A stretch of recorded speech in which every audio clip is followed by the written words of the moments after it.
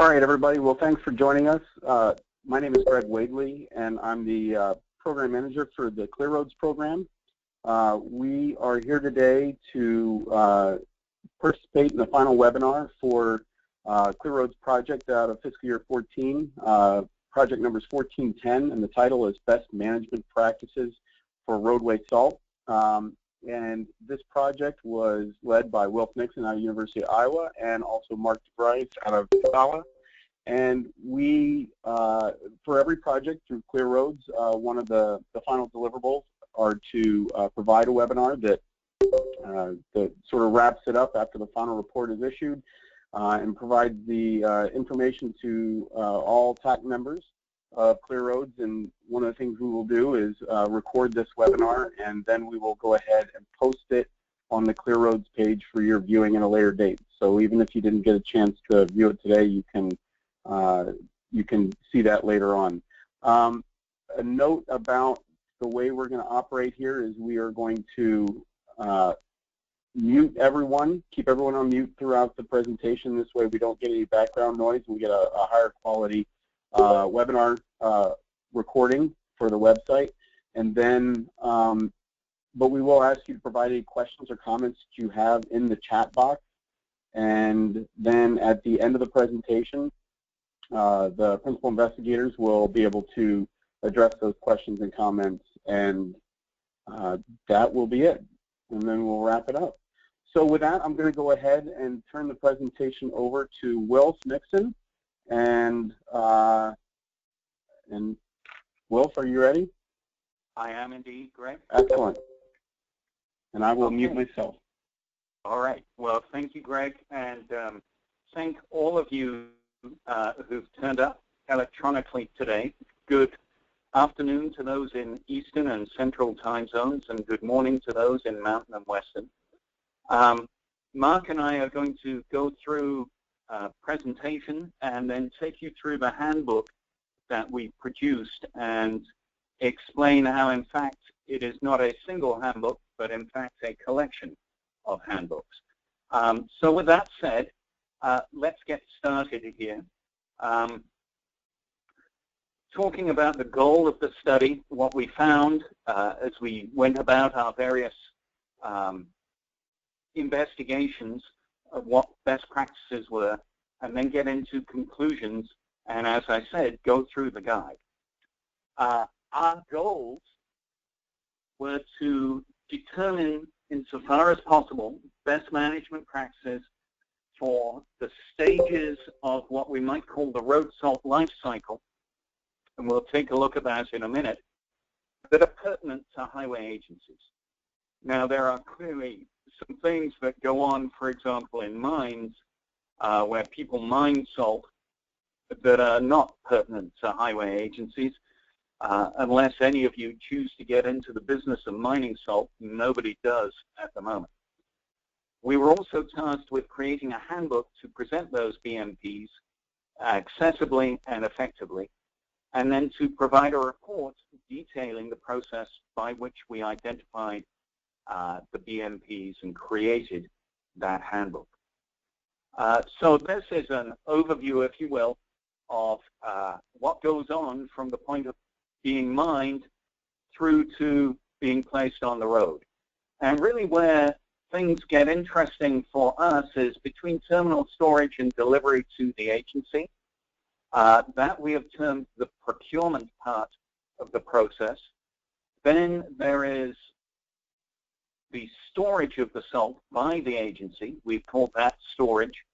And then transferring it to spreaders and placing it on the road, that all comes under what we have termed application. So those are the areas that this falls into. And to take the first part first, procurement, it's driven primarily by state bidding processes. And those bidding processes are very different for each state. And it turns out that some of the things we identified as best practices, certain states will not be able to do because the laws in those states do not allow them. Nonetheless, if you could do them, they would be a good idea, so we included We collected data by talking with a bunch of you, and I suspect most of the folk we talked to are going to be in on this call. And we thank you enormously for participating and giving us your time. It's not easy to schedule these things. It's not easy to do these interviews. And without your input, we would not have got the information that we got. So, and what we found we thought was kind of interesting. There is some information out there that certainly we did not expect when we first headed into this. This table just shows who all was willing to speak with us and able to schedule the time. And again, I would reiterate, and I know Mark would, significant thanks to you all for participating in this way.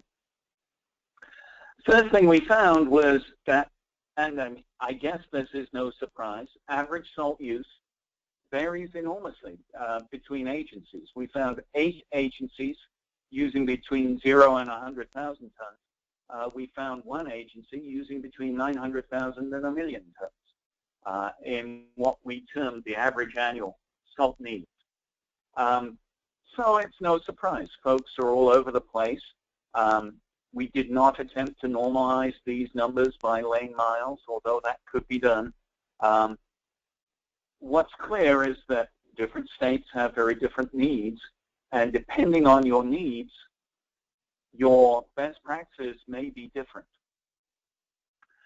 The contract lengths was an area that rapidly showed some differences, and what we found, more than half of the agencies we interviewed had 1-year contracts that they could renew up to a length of 5 years. Not all of them could renew them up to 5 years. Those contracts, the prices were always renegotiated between years.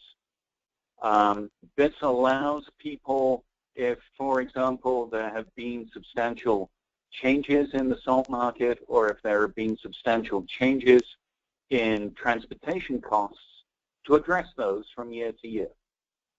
1/5 of the agencies that responded had contracts that they could not renew. They just 1 year, and then they had to go out to bid again. And then about 1/4 of folk had contract lengths between 3 and 5 years, and they could extend those further. So contract length was significantly variable. The quantity limits, a little more than 1/3 of the agencies did not provide any limit on the amount of salt that had to be provided. At least it was possible that they might say we need 1 ton of salt or we need 1 million tons of salt. Almost certainly, responders to bids in those states knew approximately what they were going to have to supply within ranges, but there were theoretically no limits. The balance of the agencies, nearly 2/3, did have ranges, and we've given some examples there. There was some interest in whether or not changing the range of material that had to be supplied would change the price. The argument behind that is if you tighten up what has to be supplied, if your vendors know that if you say we want 100,000 tons, but you've got to guarantee, or we will take a minimum of 90,000 and you have to be able to give us at least 110,000, that may result in a better price than if the bid says we'll buy at least 80,000 and you have to provide us with 110 or 120,000 tons. We only had 1 agency that we interviewed that mentioned they had tightened their limits, and that agency did see a price drop. Now, does that mean it's always going to happen? No. But there is clearly a sense in which making that change reduces the risk to the vendor. And all other things being equal, a reduced risk to the vendor we would expect to result in a lower price. The delivery, yeah, Mark? I'm sorry, before you go on, I thought maybe it'd be worth mentioning too that while some agencies explored tightening their limits, they clearly stated that the amount it was going to drop, they didn't feel was worth their risk. So it was a decision by the agency not to tighten it. Even though prices may have been lower, they didn't want to absorb the risk of tightening their limits because they wanted the flexibility themselves. Thank you, Mark. That's a very good point. Of course, in a contract, you are sharing risk between the vendor and the purchaser. And the less risk the vendor has, the more risk the purchaser has. And it's entirely possible that the purchaser, in this case the highway agency, may not be happy with a higher level of risk, and as a result may not choose to reduce the risk to the vendor. And that's entirely appropriate behavior. Thanks, Mark. The delivery time frames, for the most part, people needed delivery between 2 and 15 business days from when they placed an order.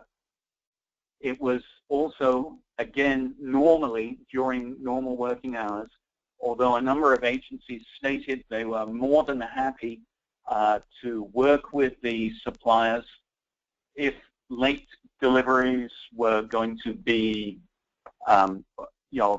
outside normal working hours, deliveries were going to be part of the thing.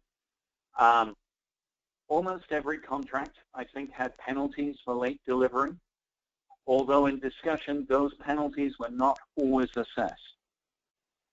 And an overriding issue that came very clear on the whole delivery time frame part of things and impacted in other areas as well is that flexibility in working with the vendor and building a good vendor relationship are key in terms, or for the highway agencies, in terms of ensuring that they get salt when they need to get salt.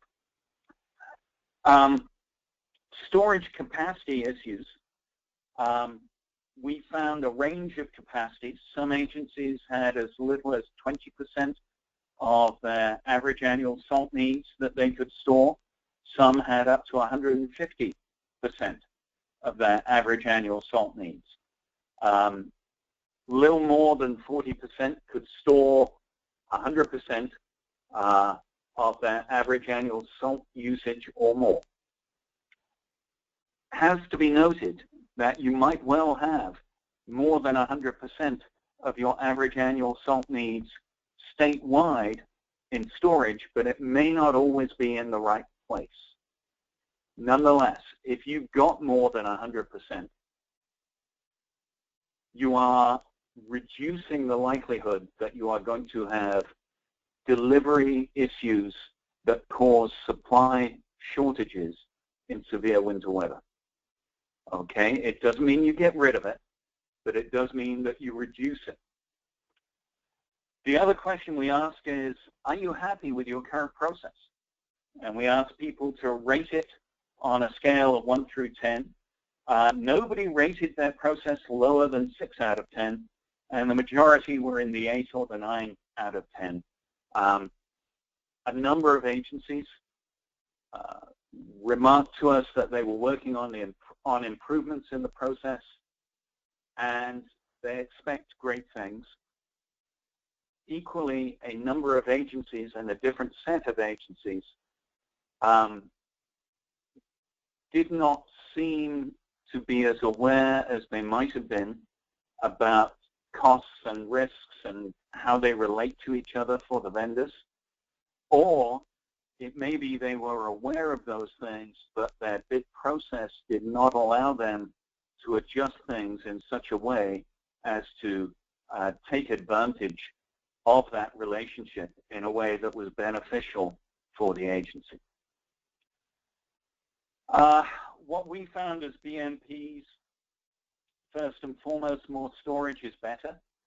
If you can store 150% of your average annual salt needs it's unlikely you're going to run out in the middle of winter. And it's much more likely that you're going to be able to fill up when prices are good rather than having to buy when prices are very, very high. But from a risk point of view with the vendors, and from one anecdote, tighter limits on quantities may lower the price, but that does transfer risk to the agencies. And easing the delivery process, in particular doing pre-season deliveries, is also likely to reduce price. But of course, in order to do that, you need to have the ability to store stuff, and if you can't store stuff, well, there's no point taking early delivery. It's not going to help you.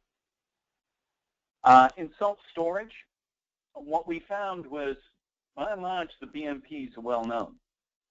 In particular, the Salt Institute has for years had their safe and sustainable storage handbook out there, at least 20 years now. We've reiterated some of those practices. There are also a few newer things that we wanted to make sure we pointed out. From the Salt Institute handbook, you get the salted approach, safety, accessibility, legality, tidiness, economics, and drainage. Some of the newer issues, we talk about shared facilities, yard and storage layouts, liquid storage, unique storage facilities, and regional storage facilities. And Mark, I'm going to ask you, if you could, just to take us through the next few photographs, tell me when you want to move on to the next one, because I think you can give more info on this than I. Sure. All this came from interviews during the salt storage process. This wasn't, some of the information was derived from our first meetings, but then when we went to the salt storage process, there was a second set of, in some cases, just emails going back and forth, or it was out on the listserv as to what we were looking for, which were unique storage facilities and those that were shared facilities, and just different examples that we could share of what people have done. This very first one came from the Wisconsin DOT, and this particular salt storage facility, as you can see, constructed somewhat like a barn, actually serves two different agencies that are actually working both for the state. So this was one example of several different shared facilities that we discovered where more than one agency is working out of one facility during operations. This is during operations. So we can go on to the next one. So here was an example, and because we had it out on a listserv, we got information from all over North America, but then also outside of it. And this one I thought was very unique. This particular storage facility built in the UK actually serves 6 different agencies. It also has multiple accesses to get in and out. And again, it was done, the similar issues that this study was put together for happened overseas as well. That they had issues in Europe, all across Europe, with salt shortages at one time, and that led to some changes overseas as well. So it wasn't just something that happened here in the U.S. And this particular facility, as you can see, is fairly new and was built just for that reason, combining resources and coming up with a facility that can serve multiple agencies. So an example there. We can go on. This one is very popular out west. This is the city of Fort Collins, Colorado. As you can see, it's quite a facility. This particular facility, one of the things that we talked about was optimizing storage facilities, and we'll see that when we get into the handbook. But this particular facility, they did really, really good homework. Now this again is a shared facility in that it serves the city of Fort Collins and the county, and at one time the state. They had 3 different agencies all working out of this facility. Since the state has built another facility, and I don't believe is still utilizing this as well. But this is unique in many other areas. This is probably one of the most optimized facilities that you can possibly have. Here, they will get salt from truck, but they will also get it by a rail system. They can conveyor the salt up into the facility. The facility holds 3 different types. It holds a regular salt, it holds a treated salt, and it also holds salt for making brine, which is a very fine white salt. As you can see, they have their liquid storage on site. What you're actually looking at in the front is a liquid filling station, so that they actually back up and fill their liquid out of the trucks here at this filling station. They can treat the salt themselves as it goes up the conveyor as well. And they have a brine making facility, all part of one facility here in the city of Fort Collins. Wolf, we can go on to the next one. Some examples, some of these coming out of the Fort Collins one. That is their conveyor system on the left, and the system that actually pre-wets their salt or pre-treats their salt as they put it up, if they choose to do so. And again, they have 3 different types of materials inside the building, so they don't treat all of it. That's actually done with a wetting system and a scale, so that it's putting down the appropriate amount of liquid on top of the material based on weight. In the middle, a unique system that we've seen more in Europe than anywhere else, which is a system by which an operator can fill himself by pulling underneath a silo and then filling it. And then the last one just showing material being put into a dome by conveyor. Definitely one of the best practices that came out of the salt storage area was to optimize any facility to its complete capacity is filling it by conveyor, so you can fill it completely, where you normally cannot do that unless you use a conveyor type system. Next slide. And then one other thing that we researched was what we would call emergency stockpiles or regional facilities. These are normally not used during normal operations. These are used more as a reserve for those years that everything goes bad, or those years that prices get to very high increase, in that you have an additional storage of material that can be utilized in those types of years or those types of events. Certainly this has paid great dividends for the agencies that can have regional storage, where this may give them 2 to even 3 years worth of material, meaning that they can look for optimum times to purchase salt. They also have emergency stockpiles. Now this particular one, which is shown, is in Des Moines, and this is shared by 9 different facilities, but those 9 facilities are not hauling out of this all winter and using this as their salt dome storage. This is more of definitely what we would call emergency supplies, giving everybody security. They certainly will rotate salt in and out of this and use it, but it's generally just an emergency stockpile. So we have other examples of that as well that we found throughout our study. I think that's the last one, Wolf. Nope. Oh, okay, so sorry.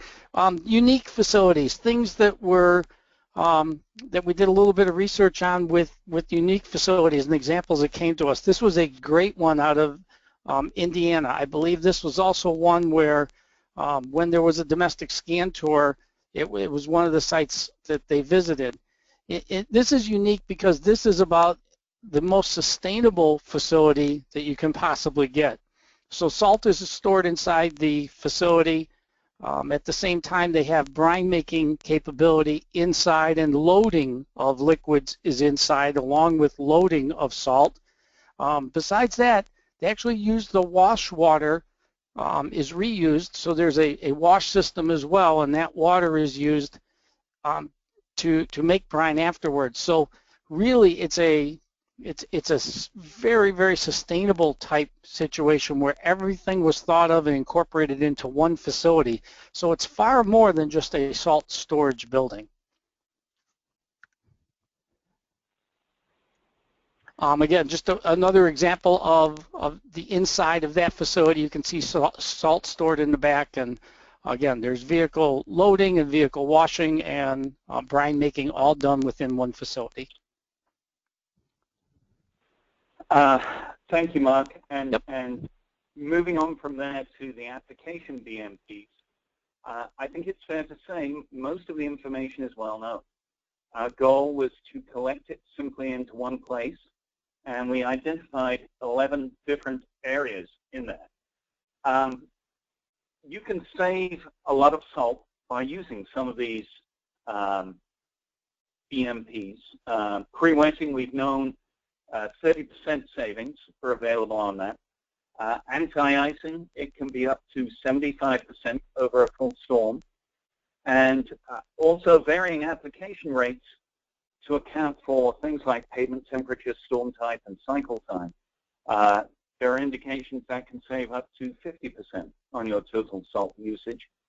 And we would add that calibrating your equipment is an extremely effective way of saving salt. We don't quite know how much, but to judge from some of the comments that people have made when we asked them how far out of calibration their spreaders were, we know that simply calibrating your equipment can result in huge savings of materials. Other BMPs that we came up with, measurement. If you measure it, you can manage it. Accountability, that's not just the measuring it, but making sure that what you do is what you think you should have done. Using liquids when appropriate, obviously. Like any tool, it's not always the right tool, but when it is the right tool, it can be extremely helpful. Not using salt when it gets too cold, and figuring out what too cold means for your operations and making sure everybody knows that. Getting the best possible forecast that you possibly can. We know, of course, forecasts aren't going to be 100% correct, but the closest correct you can get them, the better off you'll be. Basing operations off the level of service and measuring whether you've achieved the level of service you were aiming for relentlessly. I think it's fair to say that many agencies are overachievers when it comes to levels of service. This is an issue that is not without its difficulties. The public are not necessarily happy if we go back to giving them what we said we would give them rather than what we have been giving them. But nonetheless, that's what we should be giving them, so we need to aim at that. And then, of course, in all of this, appropriate and effective training is going to be critical. The pre-wetting, I think we're all familiar with the studies out of Michigan, how when you pre-wet, 3/4 of the material stays in the lane, whereas if you put it down dry, it's less than half. The levels of service issue, 4 examples here. Residential streets, no problem with a little bit of snow on the street. You go up to a collector, it's a collector. There's not a problem if there's snow in the middle. Arterial, you're getting closer to being absolute bare pavement, and then the interstate should be bare pavement pretty much throughout. Those are, not saying those are the levels of service everybody should have, but they are examples of different levels of service, and those can be very useful for agencies to follow through on. Treatment recommendations. In the report, we have a couple of examples. This is one of them. This is the Iowa treatment recommendations. Key things here, the route time or the cycle time is a factor. The pavement temperature is a factor. And the type of precipitation is a factor. You put all those in, you come up with an application rate that you should use, and then your measurement can go in and see whether or not you did. We also, as part of this, we did a look at EMAC and FEMA and what can be done in terms of winter maintenance, and there are a couple of pages in the handbook that we'll focus on when we get to them to talk about what we put together in that regard. The conclusions. Okay, we've got a report. The report is like most reports. It's not really something that is going to be exciting to read. The guide or the handbook compiles our best practices in one place. But again, even that, we do not intend to be a single document. It's really meant to be 21 standalone documents. And we'll explain that a little further when we get to it.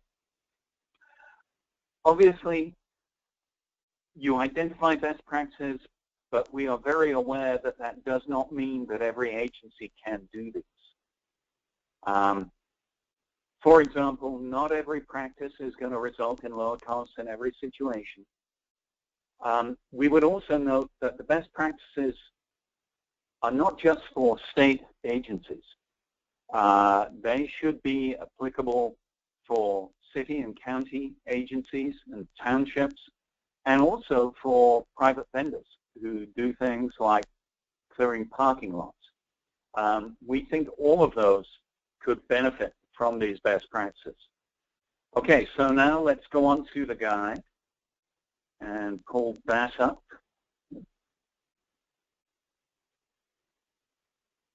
Try again. Here we go. And this is, I was just going to say, this is Greg Wadley. Just a reminder to those out there that if you have any questions or comments, go ahead and submit them to the chat box. I see we've got a couple there that we'll address at the end, but just want to make sure everyone knows that that's available to them. Okay, thank you, Greg. Appreciate that. So, the manual, we've got various electronic files available that allow it to be printed up in booklet form, put on the web, so on and so forth. The content in all of them is the same, but the way it's put together, apparently there is a particular format that printers like, and we have that format for you. So it's there, it's ready to be printed or just put on the web or whatever you would like. We have a table of contents. You can jump to any of these on the web using, just clicking, or we have these little arrows that advance us through. The introduction is intended to explain a little bit about the handbook, that really it's not meant to be a document that is used as a whole, but rather our intent was that for each BMP we've got 2 pages. And we think it would be useful if, for example, you are working on calibration with your staff to print off just the calibration pages and to circulate those. Mark, did you have additional comments to make on that one? It was one of the things that I think Wilf and I worked back and forth on a little bit of how to actually put a guide together and how the guide would be used, and that was from direction from the task force that they wanted something simple, and they were really truly hoping for like a 20-page guide, because if it gets to be too much of a report, it gets to be too difficult to use. And so through what we did, we kind of decided let's keep each thing to 2 pages and allow the opportunity to just print those 2 pages and use those things. So when you go through this, you would say, well, that seems very redundant. It was kind of what you said in the previous one. That's because it was built to stand alone as a 2-page document if you wanted to do that for any one of the things that are in here. So I hope that clarifies what we did. Well, let's hope. Let's go through and see. And again, we put the bidding and procurement BMPs up front. We're not going to read through all of these, but this is the adequate storage one. You will see in all the procurement BMPs this table, and highlighted in this table is the practice that is particularly pertinent to this BMP. So in this case, having storage for 100 to 150%, of your average annual salt needs is something that over time will allow you to lower your costs for reasons that we spell out in there. We talk about the numbers, alternatives, needs, and the future on each one of these, and we've tried to keep the structure of the BMPs the same in spite of the fact that the content differs. So the next procurement one is having an emergency stockpile capacity.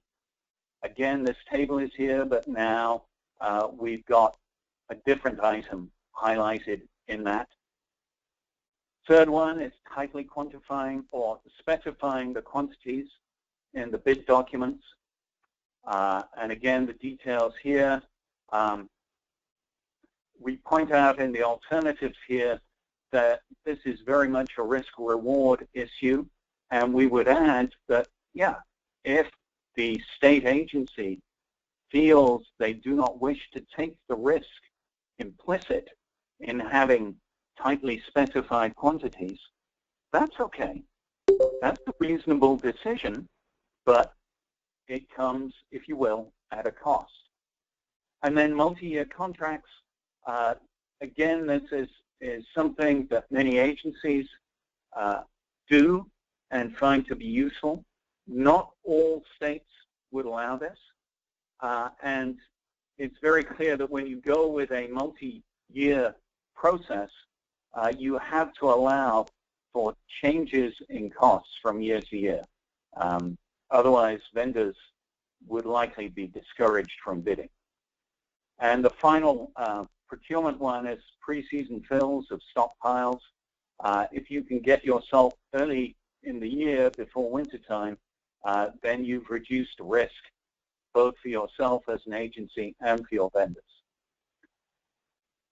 On the storage side of things, having adequate storage and environmentally safe storage facilities was the first one. This ties in with really what has been in the Salt Institute handbook for, as I said, at least 20 years now, and echoes that aspect.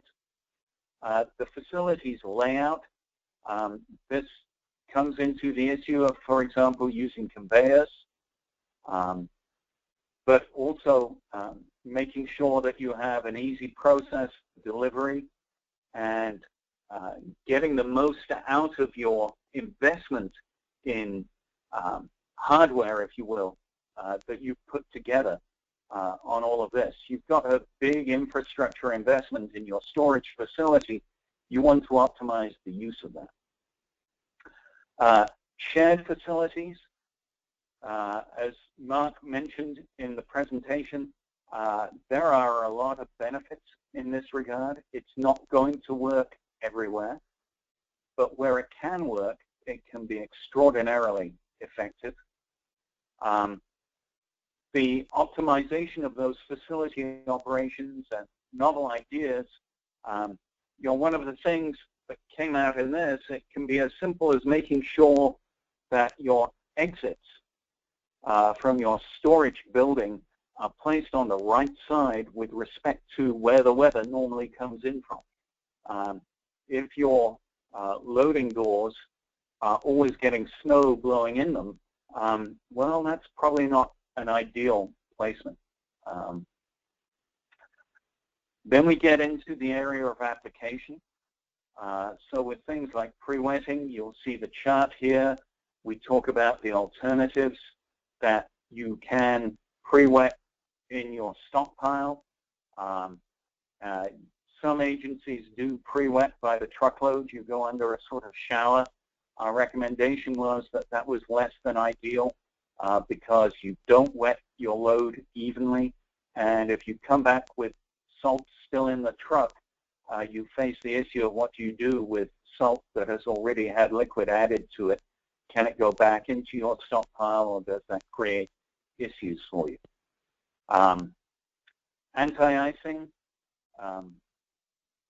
We have, let me go back here, there is a flow chart related to this that is extra. This is actually the only BMP that runs, because of that flow chart, to more than 2 pages. But even so, it can be printed out on only 2 pages, and the chart can be a separate thing. We talk in some detail here about the needs, what would be ideal in terms of having that, and that sort of thing. We have the variable application rates with the example in there. The notion of variable application rates, by the way, has been out there for 3 decades. And is clearly something that can save an agency a lot of salt. It's perhaps distressing that that aspect of things hasn't been picked up on until this time.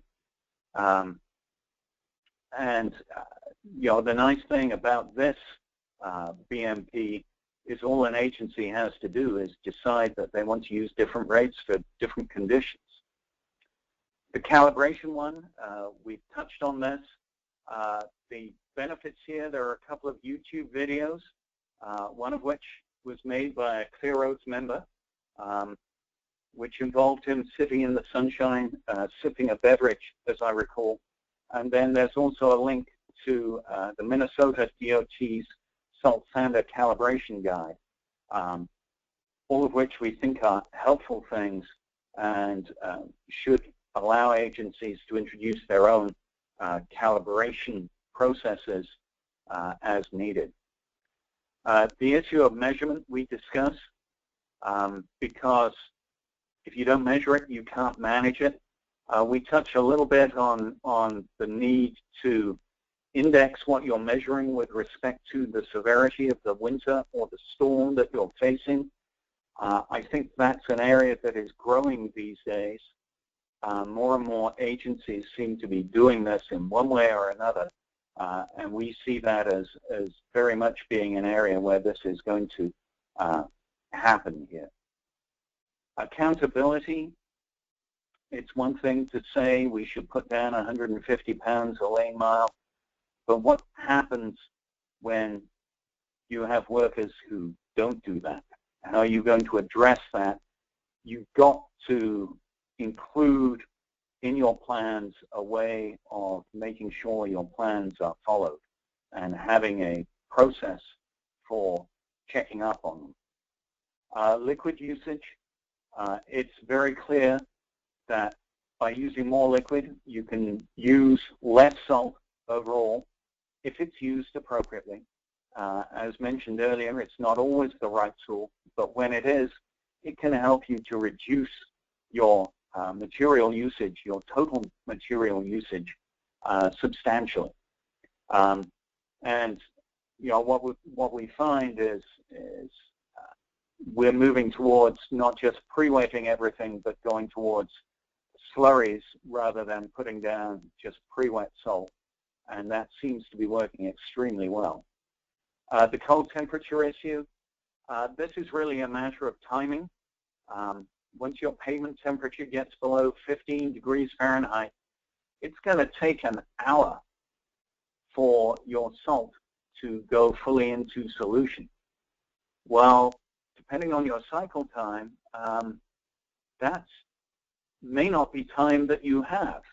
It may get blown off the road before it can go fully into solution. So it simply becomes not effective below 15 degrees Fahrenheit. Certainly in the difficult winter we had a couple of years ago, as more people were using salt in low temperatures, perhaps they should not have been. Forecasting, yes, we know that forecasts aren't always going to be correct, but you've got to make sure you get the best possible one. The National Weather Service is not mandated to provide road-related forecasts. Their forecasts are not about highways. They were mandated for focusing on aviation weather. And as we say in here, if your truck is flying, you have problems that will not be helped by a forecast. A good forecast is going to be of substantial help to you. Level of service, we touched on this in the presentation. and you'll recognize those photos. The key thing here is getting an explicit statement and following it. Or if you prefer, if you don't know where you're going, you may end up somewhere else. So having those and guiding your actions by your levels of service is going to be very important. And then training. All of these things require, certainly on the application side of things, greater knowledge from your operators and your staff. They need to be given that knowledge through a training process. And, you know, should it be hands-on? Should it be classroom? Should it be computer-based? Yes. Whatever works for your employees. You should not think of training as being an either-or when it comes to how you do it. It's most likely a both-and. So training definitely has to be part of the process. Mark, I'm going to let you talk about this one and the next one because they're the EMAC and the FEMA ones.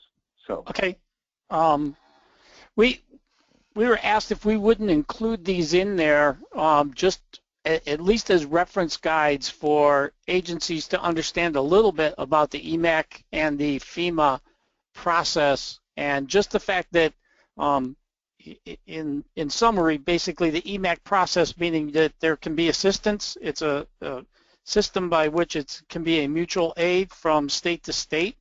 And the FEMA system, really a method by which agencies may recover funds. And even working with the task group, it was a little bit unclear of why this should be in the guide, or should it be included in the guide, as the guide was really about salt management best practices.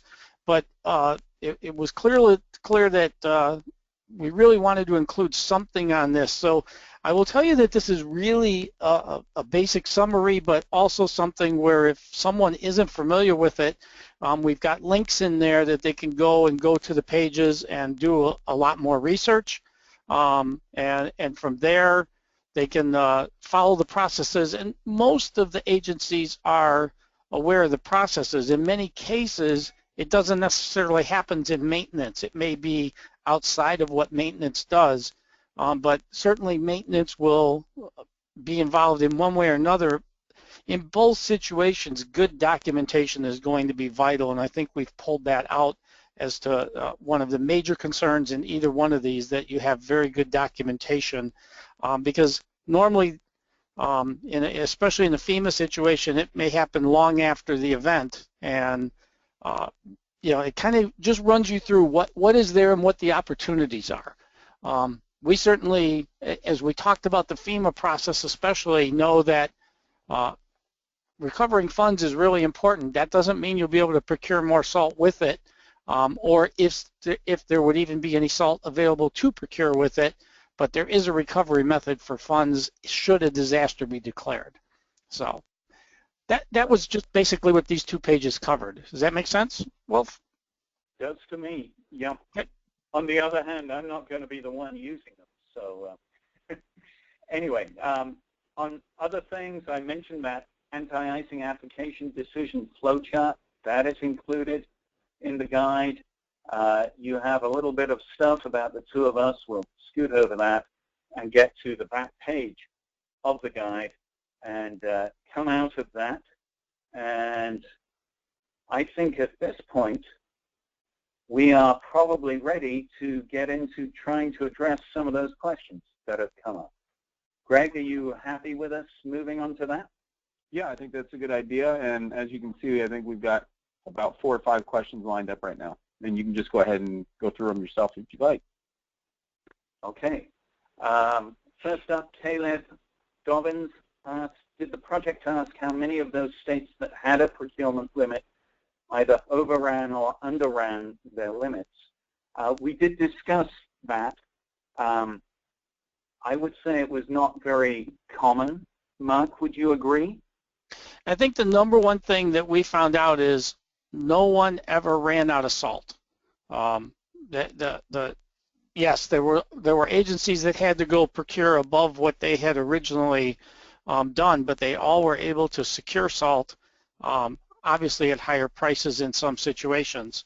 But I think that the big takeaway for me was that no one ever actually ran out of salt.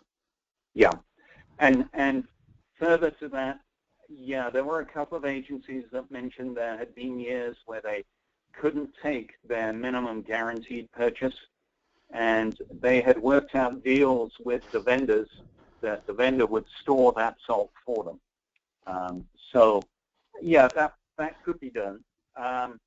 Yes, and there were some costs that went with that as well, Wilf.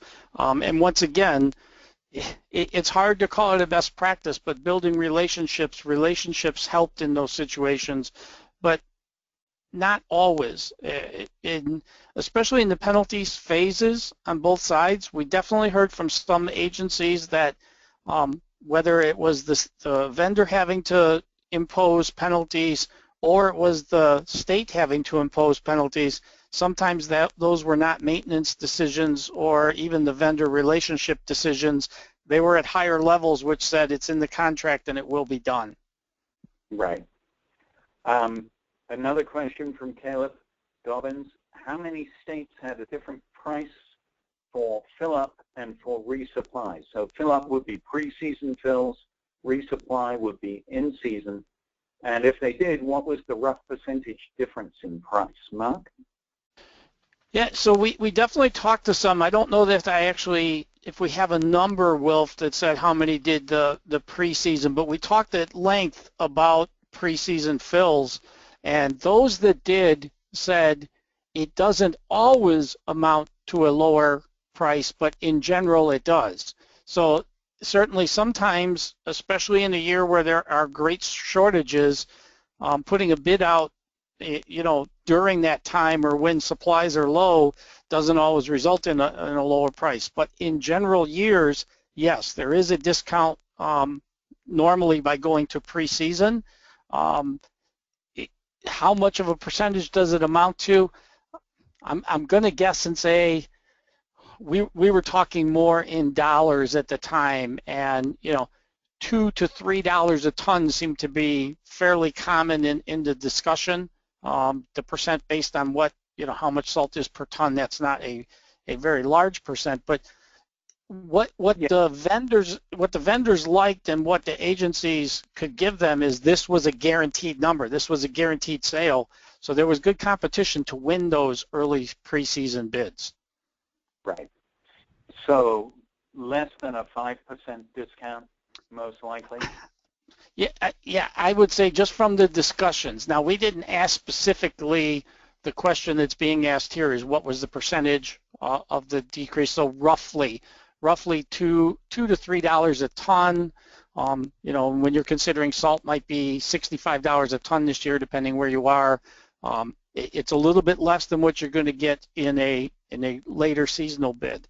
The other thing that was really, really important in preseason bids, though, where those are almost always a guaranteed amount and a guaranteed delivery throughout the summertime, whereas late bids that go out tend to be higher price, and in some cases it may not even be bid on because all the other salt has already been accounted for that year. So there are some more than just a price benefit to an early season bid, if that makes sense. Yeah. Yeah. Now we've got a question about training from Robert Bassett, who asks, were there any findings about how the size of training events might affect the interaction of attendees and whether that helped with the training sticking with attendees? Robert, that's a really good question.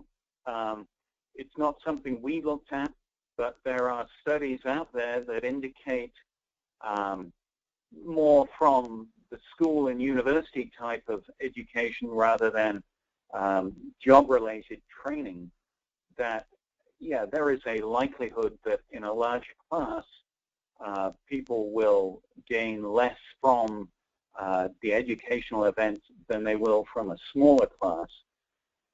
But those findings are always given with a caveat that it depends on the quality of the teacher. We have all gone through trainings where it didn't matter if there were 5 of us or 500 of us in the room, we were going to fall asleep. And we've equally all gone through trainings where there was no chance we were ever going to fall asleep, because in one case, the trainer was less than inspiring, and in the other, you could hardly stop listening to them. So it's not just the number of attendees, it's how good your training folk are and how well they can inspire and capture the attention of your trainees. Mark, do you want to add anything on that one? No, I think that, you know, we've as you said, we've experienced both, and definitely seen both, and part of that is again, you know, how well it's delivered is so important. I think so very important. I personally think that, you know, there are people learn in different ways, as we've talked about again and again. So, you know, somebody that may really get a lot out of an e-learning guide, and the next person may not get anything out of an e-learning event. And so I think, again, it does depend on the individual, and it does depend on how it's presented and how well the training was put together. Yeah, absolutely. Okay. I think the overall thing we wanted to say there, though, is a trained employee is so valuable to an agency over someone that has been untrained and basically said, here's the keys, take off. So yes. Yeah, that would be a key takeaway from this. So Greg, I think we've addressed all the questions that were in the chat box. Well, actually, there was one other one, Will, from Mike Miller at Montana DOT, and he asked, why is having multi-year contracts listed twice on the procurement chart? Ooh, I wasn't aware it was, but let's on this. I now can't. Okay, yes, I see one. Okay. You're quite right. Because we intended to emphasize it. That's an error. My apologies on that one. We'll deal with that. But yes, thank you, Mike, for catching that for us. Okay. Well, looks like we're, like you say, no more questions or comments have come through. We're about 2 minutes shy of the 1 hour point. So I would maybe suggest unmuting everybody, but I don't know if it doesn't really seem like there's any more questions coming in. And like I say, we're at the 1 hour point, so maybe this is a good stopping point. And we'll thank Wilf and Mark for presenting this and providing such a terrific resource in this handbook. And like I said, we'll go ahead and get this posted on the website and get that sent out to everybody so everyone knows that both the final report and the manual and then this presentation are all up and available for viewing. Excellent. Thank you very much, Greg. Appreciate it. And thank you. All right. I think that's it. Thank you, everybody, for joining us today. Have a terrific weekend. Thanks. All right. Bye-bye. Bye. Bye.